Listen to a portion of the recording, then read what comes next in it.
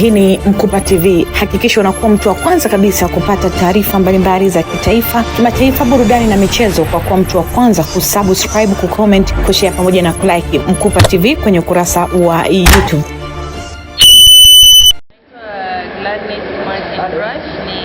Nafanya kazi na Swissed Tanzania kama senior program coordinator kwenye utafiti na masuala ya sera.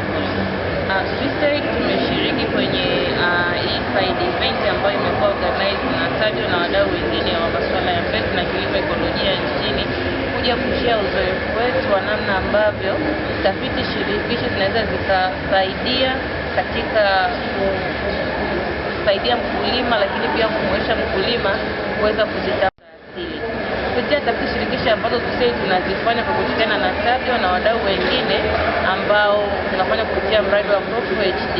Tumeweza kushirikisha wakulima katika hatua mbalimbali za utafiti, katika kufanya tafiti mbalimbali za mbegu aina mbalimbali za asili.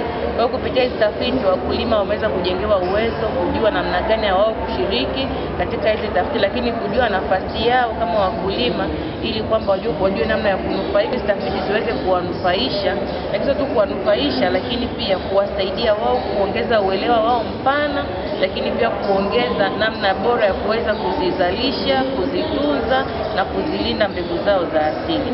Matokeo ya huu tafiti baadaye yanakuja kutupatia mbegu bora au aina bora za mbegu ambazo wakulima wakizitumia zitakuwa na tija, lakini pia zitaweza kuongeza mwamko mkubwa wa vile. Leo tunazungumzia kuhusu masuala ya masoko. Unajua kwamba masoko, wakulima wanalima, lakini mwisho siku wakishalima wanataka wapate masoko ya bidhaa zao, kwa sababu wakulima shughuli yao kuongezea kipato pamoja na chakula ni kilimo. Kwa hiyo wanapozalisha, hasa ambao wanatumia mbinu za kilimo ekolojia, masoko ya bidhaa zao yakoje? Mfano, uzalishaji wa mahindi ya rangi mbalimbali. Tuna mahindi ya rangi ya njano, kuna mahindi ya rangi ya bluu, mahindi ya nyekundu na mahindi ya rangi mchanganyiko. Unakuta mamlaka ambazo zimepewa jukumu la kununua hizi nafaka hazipendi mahindi ya rangi mbalimbali, wakati ya mahindi na virutubisho vingi.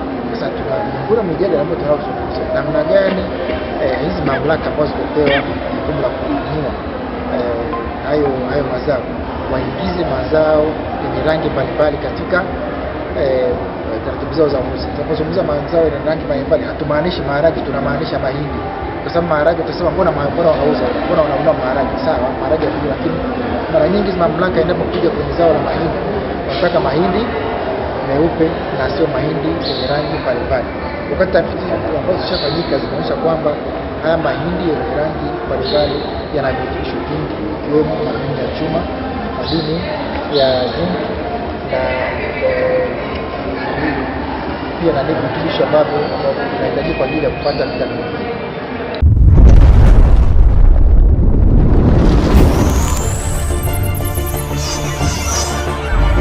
Hii ni Mkupa TV. Hakikisha unakuwa mtu wa kwanza kabisa kupata taarifa mbalimbali za kitaifa, kimataifa, burudani na michezo kwa kuwa mtu wa kwanza kusubscribe, kucomment, kushare pamoja na kulike Mkupa TV kwenye ukurasa wa YouTube.